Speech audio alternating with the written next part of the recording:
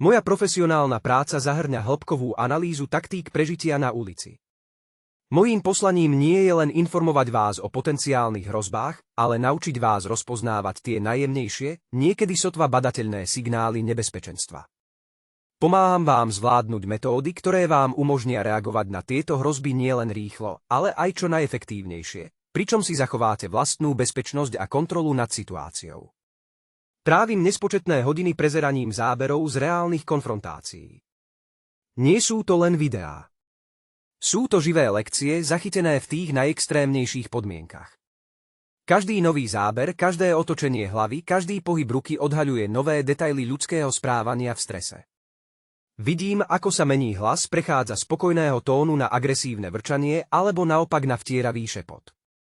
Všímam si, ako sa ruka pohybuje, z uvoľneného postoja na zaťaté peste alebo ostré, hrozivé gesto. Zaznamenávam, ako sa mení pohľad z odmeraného na prenikavý, plný zúrivosti alebo strachu. Všetky tieto zdanlivo malé detaily sa sčítavajú do jedného, veľmi presného modelu správania agresora. Pomáhajú mi pochopiť taktiky, ktoré orgány činné v trestnom konaní používajú na kontrolu situácie a stratégie, ktoré zločinci používajú na vyrušenie svojich obetí. Na základe tejto analýzy identifikujem praktické lekcie, ktoré môžu pomôcť každému na ulici cítiť sa sebavedomejšie a pripravenejšie na akúkoľvek eventualitu. Môj proces analýzy začína úplným ignorovaním predsudkov. Nahrávku otvorím ako prázdnu tabuľu a nechám udalosti, aby sa predo mnou odvíjali bez akýchkoľvek očakávaní. Najprv pozorne sledujem, ako sa konflikt začína. Toto je kritický moment, pretože práve na začiatku sa kladú základy pre budúcu dynamiku. Zaznamenávam každé slovo, ktoré účastníci vyslovia a každý ich pohyb bez ohľadu na to, aký je nevýznamný. Potom prejdem k zvukovej analýze. Počúvam tón hlasu, môže byť rovnomerný, podráždený, ustrašený alebo agresívny. Všímam si tempo reči, rýchle, pomalé, trhané. Meriam hlasitosť, ktorá je často ukazovateľom emocionálneho stavu. Všímam si, ktoré slová znejú hrozivo a ktoré majú naopak upokojiť alebo zaviesť. Po verbálnych signáloch venujem veľkú pozornosť držaniu tela a pohybom tela. Pozorujem, ako si daná osoba drží ruky, sú uvoľnené pozdĺž tela, prekrížené na hrudi, zastrčené vo vreckách alebo aktívne gestikulujú. Všímam si, kam smeruje jej pohľad, priamo do očí, nabok, blúdi alebo je upretý. Zvláštnu pozornosť venujem mikroexpresiám tváre, prchavým, sotva badateľným pohybom svalov, ktoré odhaľujú skutočné emócie, aj keď sa ich daná osoba snaží skryť. Všetky tieto pozorovania porovnávam so známymi princípmi ľudského správania v strese a agresii. Na základe toho vytváram podrobný diagram, v ktorom je každý prvok, či už slovo, gesto alebo pohľad hodnotený podľa stupňa hrozby, ktorú predstavuje, a stupňa kontroly, ktorú preukazuje. Všímam si, ktoré signály zvyšujú nebezpečenstvo a ktoré naopak pomáhajú znižovať ho, čím pomáhajú deskalovať konflikt. Väčšina nahrávok, ktoré analyzujem, odhaľuje pozoruhodný vzorec, konflikt veľmi často začína slovnou provokáciou. Agresor zriedka prejde priamo k fyzickému útoku. Namiesto toho používa slovné triky na testovanie hraníc a odhadnutie reakcie potenciálnej obete. Môže položiť otázku, ktorá sa na prvý pohľad zdá nevinná, ale v skutočnosti naznačuje súhlas alebo vás stavia do nepríjemnej situácie. Napríklad môže povedať, hej, poď sem, musím sa ťa niečo opýtať, alebo prečo sa na mňa tak pozeráš, môže pridať vyhlásenie, ktorého cieľom je prinútiť obeť znížiť ostražitosť a vytvoriť falošný pocit bezpečia. Napríklad môže povedať, no tak, chcem sa len porozprávať. Takéto provokácie sú často sprevádzané veľmi špecifickým neverbálnym správaním. Agresor môže mierne nakloniť hlavu dopredu, čím prejavuje falošnú zvedavosť alebo záujem. Môže natiahnuť ruky, ako by chcel demonštrovať otvorenosť a nedostatok nepriateľstva. Môže to byť otvorená dlaň, gesto vyzývajúce k dialógu alebo dokonca mierne roztiahnutie rúk. Niekedy to všetko môže sprevádzať miernym, takmer nepostrehnuteľným úsmevom. Táto technika je veľmi zákerná, pretože vytvára ilúziu, že hrozba je mimo dosahu, že osoba pred vami nie je agresor, ale len niekto, kto hľadá konverzáciu. Cieľ si zvyčajne nevšimne skrytý úmysel a nerozpozná tieto jemné signály klamstva. V reakcii na toto správanie agresora dostane policajt, ktorý je v hľadáčiku kamery, veľmi jasný signál o hroziacom konflikte. Jeho inštinkt a výcvik mu hovoria, aby sa okamžite pokúsil obnoviť rovnováhu síl a prevzal kontrolu nad situáciou. Zmení tón hlasu, stane sa pevnejším a rozhodnejším. Zníži vzdialenosť, aby ukázal svoju pripravenosť na akciu a znížil agresorové manévrovacie možnosti. Keď policajt úspešne deskaluje konflikt, používa špecifický súbor komunikačných techník. Používa krátke, jasné a jednoznačné vety. Nestráca čas s dlhavými vysvetľovaniami alebo nabádaniami. Namiesto toho používa rozkazovacie povely. Napríklad povie stoj, povie nehýb sa, dodá ustúp. Tieto slová vyslovuje s maximálnou jasnosťou, takže nie je priestor na nejednoznačnosť. Udržiava si stabilnú hladinu hlasu, nekričí ani nešepká, zachováva si sebavedomý a autoritatívny tón. A čo je najdôležitejšie, nekladie otázky. Dáva rozkazy. Po vydaní povelu dôstojník krátko, ale významne urobí pauzu. Táto pauza nie je znakom nerozhodnosti. Naopak dáva cieľovej osobe príležitosť pochopiť dôsledky svojich činov a spracovať prijatý rozkaz. Je to akýsi psychologický stop. Ak dôstojník v tomto bode pridá objasňujúcu otázku, napríklad rozumiete, čo robíte, existuje veľmi vysoké riziko nesprávneho zarovnania a straty kontroly. Takáto otázka otvára dvere diskusí, pokusu agresora ospravedlniť sa, namietať alebo prevziať iniciatívu. Agresor môže túto príležitosť využiť na manévrovanie, získanie času, posúdenie situácie alebo dokonca eskaláciu svojej provokácie. Účinnosť povelu v kritickej situácii priamo závisí od úplnej koordinácie verbálnych, slová a neverbálnych gestá správ. Keď dôstojník vydáva rozkaz, celé jeho telo je v súlade s jeho hlasom. To znamená, že jeho postoj je dokonale v súlade s jeho slovami, čím posilňuje ich význam. Ramená majú vystreté, čo demonštruje sebavedomie a pripravenosť na akciu. V rukách držia zbraň alebo signálny predmet, ako napríklad obušok alebo baterku, v neutrálnej, ale pohotovostnej polohe. Táto poloha signalizuje potenciálnu silu, ale nie okamžitú agresiu. Ich pohľad je upretý na cieľ agresora bez toho, aby sa od neho odvrátil alebo rozptyľoval. To demonštruje úplnú koncentráciu a kontrolu.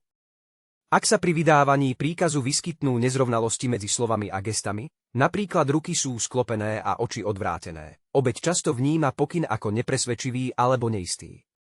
V takejto situácii môže agresor cítiť slabosť alebo váhanie. Môže sa domnievať, že policajt si nie je istý svojimi slovami alebo nie je ochotný použiť silu. V dôsledku toho obeť často pokračuje vo svojej činnosti, ignoruje rozkaz alebo dokonca zvyšuje odpor. Preto musí výcvik občanov zahŕňať schopnosť spájať slová s gestami a rozpoznávať tieto nezrovnalosti.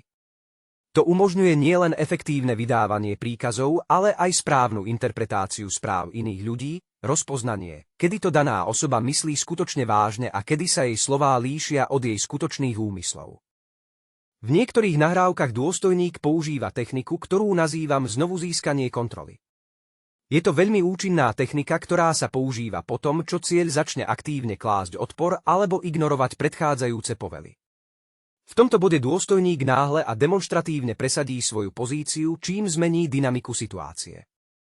Urobí ostrý a presný pohyb ruky smerom k opasku, kde sa zvyčajne nachádza jeho služobná zbraň alebo iné prostriedky ovládania. Tento pohyb bezprostredne nenaznačuje použitie sily, ale je to veľmi silný signál. Tento pohyb sprevádza hlasným, rozhodným a nekompromisným slovom stoj. Toto gesto a slovo, vyslovené synchróne, stanovujú hranicu osobného priestoru dôstojníka a signalizujú jeho úplnú pripravenosť použiť silu, ak to bude potrebné. V takýchto prípadoch cieľ zvyčajne okamžite spomalí alebo úplne zastaví. Tento signál vnímajú ako konečný a nepodstatný. Pre civilistov je dôležité pamätať si, že táto technika sa nespolieha na emocionálny vplyv ani krik, ale na jasnú a jednoznačnú kombináciu slov a pohybov, ktorá demonštruje odhodlanie a pripravenosť konať. Nejde o hrozbu, ale o varovanie pred možnými následkami, ak bude odpor pokračovať. Je to veľmi silný nástroj na opätovné získanie kontroly nad situáciou. Nahrávky tiež ukazujú, že jediné slovo nie je vyslovené sebavedomo a so správnou neverbálnou podporou môže byť neuveriteľne účinnou bariérou pri predchádzaní konfliktom.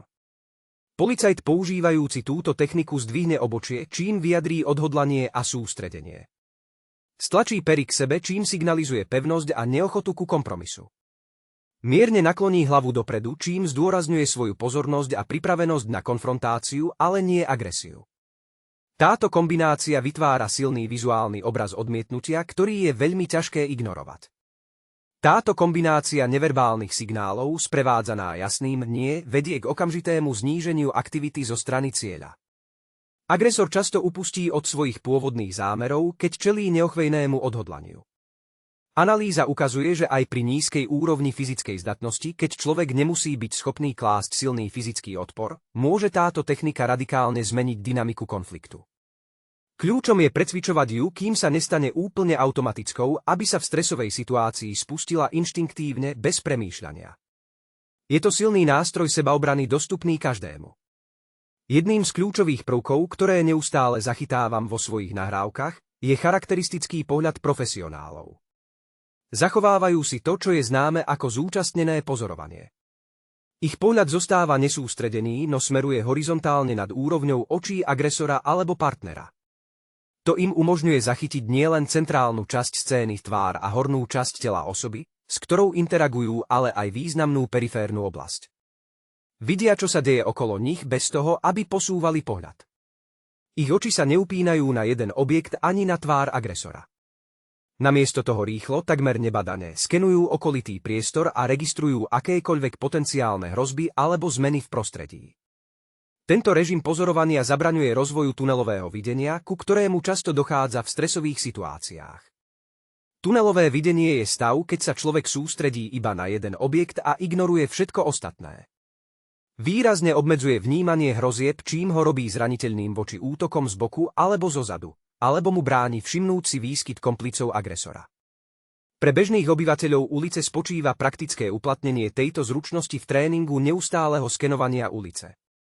Mali by skenovať priestor okolo seba, aj keď sa primárne sústreďujú na konverzáciu, používanie mobilného zariadenia alebo čítanie. Toto sa stane zvykom, ktorý im umožní byť si vždy vedomí toho, čo sa okolo nich deje. Na efektívne precvičenie všetkých týchto zručností vám odporúčam vytvoriť si doma jednoduchú, ale veľmi účinnú simuláciu policajnej telovej kamery. Všetko, čo potrebujete, je váš telefón. Natáčajte sa, držte telefón vo výške hrudníka a napodobňujte tak policajnú telovú kameru. Znovu si prehrajte scénu, v ktorej sa k vám približuje neznáma osoba, ktorá sa tvári podozrivo alebo agresívne. V tomto bode vydajte jasný a sebavedomý príkaz na odmietnutie, napríklad nepribližuj sa ku mne, alebo zostaňte tam, kde ste, súčasne s príkazom držte ruku vo výške hrudníka dlaňou dopredu, ako by ste stavali neviditeľnú bariéru. Nasmerujte svoj pohľad dopredu, ako sme už hovorili, pričom si udržiavajte nesústredený, ale zároveň zaujatý stav bdelosti. Po nahratí si nezabudnite výsledný materiál skontrolovať. Venujte veľkú pozornosť tomu, či sú váš hlas, gestá a pohľad zosúladené. Sú tam nejaké nezrovnalosti? Znie váš hlas sebavedomo? Zodpovedajú vaše gestá vašim slovám? Je váš pohľad sústredený alebo blúdi? Ak zistíte čo i len najmenší rozpor, cvičenie opakujte. Robte to znova a znova, kým nedosiahnete úplnú synchronizáciu medzi všetkými tromi prvkami. Pravidelné cvičenie po dobu najmenej 3 týždňov vám vyvinie stabilnú automatiku. Táto automatika bude fungovať v reálnom čase, keď narazíte na skutočnú hrozbu, čo vám umožní reagovať inštinktívne a efektívne. V niektorých videách som si tiež všimol, že policajt používa techniku, pri ktorej v momente odmietnutia mierne nakloní hlavu a vydá krátke, ale veľmi ostré nie. Toto naklonenie hlavy by sa zdanlivo dalo interpretovať ako signál podriadenosti, ale v kombinácii s jasným slovným príkazom zvyšuje jeho účinnosť. Táto technika je založená na veľmi starých reakciách tzv. Plazieho mozgu u agresora. Plazí mozog je najstaršou časťou nášho mozgu, zodpovednou za inštinkty prežitia. Vníma naklonenie hlavy alebo mierny náklon ako zníženie bezprostrednej hrozby alebo agresie, čo môže dočasne znížiť agresívny impuls. Vďaka jasnému hlasovému odmietnutiu však agresor stále zaregistruje jednoznačné nie. Túto techniku možno veľmi efektívne prispôsobiť aj pre civilistov. Keď potrebujete definitívne odmietnúť, mierne naklonte hlavu nabok, len o pár centimetrov, a na veľmi krátky okamih sa vyhnite priamému očnému kontaktu. Toto gesto sprevádzajte ostrým, sebavedomým a hlasným nie. Je dôležité precvičovať túto techniku so synchronizovaným dýchaním, výdych pri nie ju robí silnejšou. Držte ruku v neutrálnej polohe a vyhýbajte sa signálom depresie alebo strachu. Cieľom tejto techniky nie je prejaviť slabosť, ale využiť starodávne inštinkty pre deskaláciu a zároveň pevne presadzovať svoju pozíciu. Pri štúdiu policajných záznamov a uplatňovaní získaných vedomostí je nevyhnutné mať vždy na pamäti právne a morálne aspekty. Tieto vedomosti nie sú určené na vyvolanie alebo vyhľadávanie konfliktu. Nepoužívajte zručnosti, ktoré ste získali, na vyvíjanie neprimeraného tlaku na legitímne orgány, ako sú policajti alebo strážcovia pri plnení svojich povinností. Analýza by mala zostať výlučne nástrojom na zvýšenie vašej osobnej bezpečnosti, prostriedkom sebaobrany a predchádzania nepríjemným situáciám. Nikdy by sa nemala stať prostriedkom na manipuláciu so systémom alebo inými. Navyše, každá situácia na ulici je jedinečná. Neexistuje univerzálne riešenie ani šablóna, ktorá by fungovala na 100% pre každú situáciu. Posúdenie hrozieb sa musí vykonávať v kontexte konkrétnych okolností, kto je pred vami, koľko ľudí je tam, kde sa nachádzate, v akú dennú dobu a tak ďalej. Nespoliehajte sa na univerzálne scenáre a nemyslite si, že ak to fungovalo na videu, bude to fungovať aj pre vás. Vždy buďte pripravení prispôsobiť sa a kriticky myslieť. Vaša bezpečnosť je vašou zodpovednosťou a vyžaduje si neustálu analýzu a flexibilitu. Takže, ak to zhrnieme, môžeme s istotou povedať, že policajné videozáznamy nám poskytujú skutočne neoceniteľný materiál pre hĺbkové štúdium ľudského správania v najextrémnejších a najstresujúcejších situáciách. Analýzou najjemnejších verbálnych a neverbálnych signálov môžeme identifikovať kľúčové princípy, ktoré umožňujú občanom nielen rýchlo a presne identifikovať hroziace ohrozenie, ale aj naň čo najefektívnejšie reagovať a minimalizovať riziká. Kľúčové poznatky z tejto analýzy, ktoré môžete aplikovať vo svojom živote, zahŕňajú niekoľko kľúčových bodov. Po prvé, je potrebná absolútna konzistentnosť medzi vašimi slovami, gestami a pohľadom. Vaše telo by malo komunikovať rovnakú správu ako váš hlas. Po druhé, je potrebné používať jasný a jednoznačný príkaz, ktorý nenecháva priestor na otázky ani interpretáciu. Po tretie, je potrebné neustále skenovať svoje okolie, aby ste sa vyhli tunelovému videniu a vždy si boli vedomí toho, čo sa okolo vás deje. A nakoniec, po štvrté, je potrebné precvičovať si automatické reakcie prostredníctvom pravidelného prehrávania videa, aby sa vaše obranné mechanizmy inštinktívne spustili v kritických chvíľach. Aplikáciou týchto metód si ktokoľvek môže výrazne zlepšiť svoju schopnosť prežiť na ulici. Každý môže výrazne znížiť pravdepodobnosť, že sa stane terčom lúpeže, napadnutia alebo akejkoľvek inej hrozby. A čo je najdôležitejšie, každý si môže udržať kontrolu nad svojím životom a bezpečnosťou v akejkoľvek situácii a cítiť sa sebavedomejšie a bezpečnejšie. Ďakujem, že ste sa ku mne pridali v tejto hĺbkovej analýze. Dúfam, že vám tieto informácie pomôžu stať sa informovanejšími a sebavedomejšími. Prihláste sa na odber môjho kanála, dajte tomuto videu like, ak vám pomohlo, a nezabudnite ho zdieľať s každým, kto chce získať viac sebavedomia na ulici a naučiť sa, ako chrániť seba a svojich blízkych. Uvidíme sa v ďalšej epizóde, kde budeme pokračovať v objavovaní sveta prežitia na ulici.